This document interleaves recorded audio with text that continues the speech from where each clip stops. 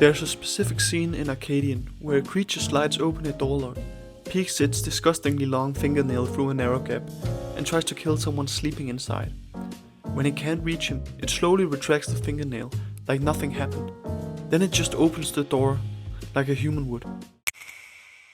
Why is that scene so unsettling? And what is it about these creatures that seems so uncanny? In today's video, we will explore exactly that. Arcadian came out in 2024 and it flew under most people's radar, which is a shame because this film understands uncanny horror in a way most movies don't. The film takes place in a post-apocalyptic world where humanity has been wiped out by these monsters that emerge at night.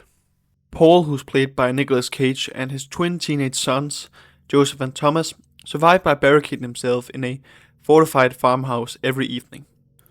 The routine works until Thomas breaks the rule for a girl on a nearby farm called Charlotte. On his way home, he falls into a cave and can't get out before dark, coming face to face with one of the creatures for the first time. That same night, Joseph is left defending the house alone while Paul goes out searching for his son. He finds Thomas, but gets gravely injured in the process, after blowing himself off to fend off a creature. You know, typical Nicolas Cage type shit. The rest of the film, the boys have to keep their father alive while fighting off the creatures who keep emerging every night. Things get even worse when the monsters attack the neighboring farm, slaughtering everyone except Charlotte. Her mother doesn't get a quick death either. The creature essentially swallows her whole with its stomach, and yeah, we'll get into that later. Eventually, Paul makes a recovery, and in his final stand, he holds off the creatures while a bomb goes off, taking himself out along with the creatures to buy his son and Charlotte one last chance at survival. That's the story. Now let's talk about what makes this film special, the monsters. Just take a look at those monstrosities. Their bodies are covered in blackish grey hair, with elongated limbs and a hunched, almost skeletal-like posture.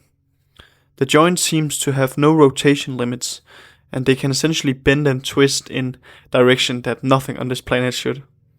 The top of their head carries a false face, a pattern that resembles a distorted human head, complete with glowing red eyes, while the real head sits underneath, resembling something closer to a mutated dog with rows of sharp teeth and large black eyes. Their arms can reshape and extend at will, with claws capable of stretching over a meter in length. And the way they move ties it all together.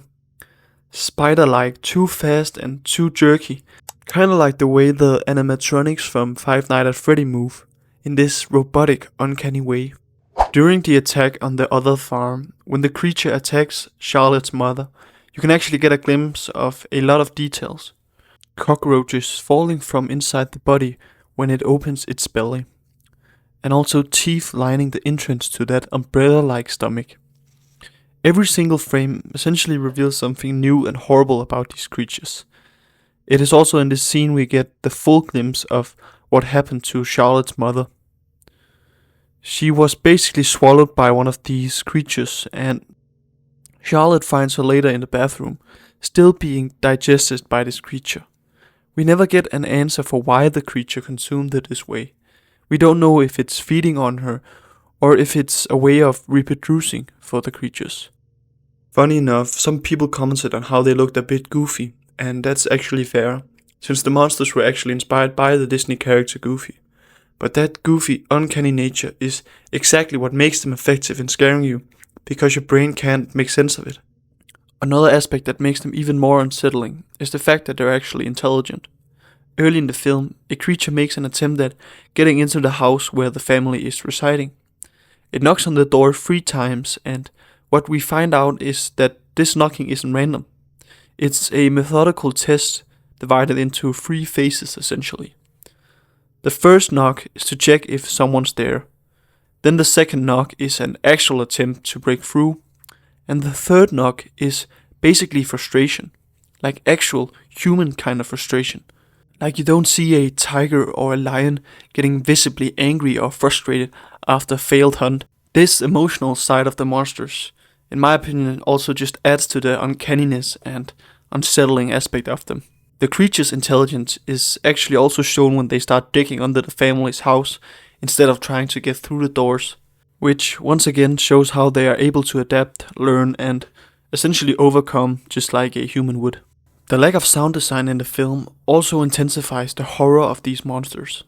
There's no typical horror soundtrack cueing the audience when to be afraid. Instead, the near silence when the creature emerge forces our full attention onto their behavior and the sounds they produce. In one particular scene, a creature makes an uncanny clapping noise that resembles rapid machine gun fire, which is just deeply unsettling. Because there is no competing sound, only the noise the creature makes, the moment feels even more disturbing. Another aspect about these creatures is the fact that they're actually killable, and the characters in the film do it quite often. That balance of power is what makes it so uncanny, compared to something like A Quiet Place where the monsters are essentially unkillable. Your only option is to run and hide. There's a clear objective: survive by avoidance. But in Arcadian you actually have a choice. You can fight back, and weirdly that's almost creepier, because now the decision is on you, and when you look at these creatures, everything in your body just tells you to run.